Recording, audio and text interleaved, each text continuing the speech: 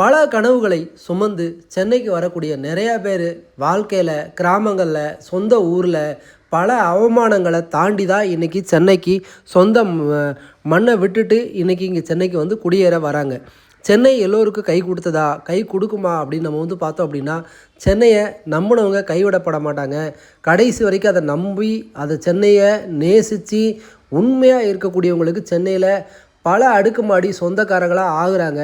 எல்லோரும் ஆக முடியாது. சிலர் எதுவுமே இல்லாமல் 10-15 ஆண்டு சாப்பிட்டுட்டு பெஞ்சை தேய்ச்சிட்டு ஊர் போய் சேர்ந்தவங்க நிறையா பேர் இருக்காங்க.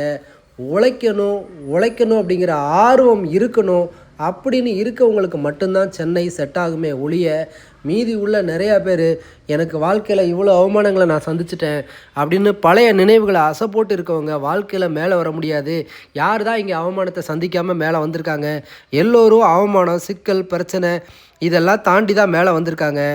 எல்லாத்தையும் வந்து ஒரு மூட்டையில் கட்டி மறைச்சி வச்சுட்டு யாரிடையும் இங்கே வந்து உங்கள்கிட்ட கஷ்டம் இருக்குது, கவலை இருக்குது அப்படின்னு விளக்காமல் மனசை உடையாமல் நீங்கள் இருந்தீங்கனாலே போதும். வாழ்க்கை நீங்கள் நினைக்கிற மாதிரி வாழ்க்கையாக மாறும்.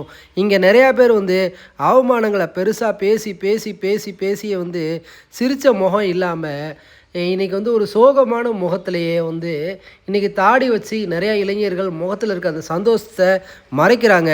உங்களுக்குள்ளே இருக்க அந்த துக்கத்தை முகமூடி போட்டு மூடிட்டு அவமானத்தை வந்து புதைச்சி உள்ளே வச்சுட்டு நீங்கள் வாழ்க்கையில் ஜெயிக்கணும் அப்படிங்கிற எண்ணத்தோடு நீங்கள் ஓடிவாங்க. சென்னை உங்களுக்கு கை கொடுக்கும். தேங்க்யூ.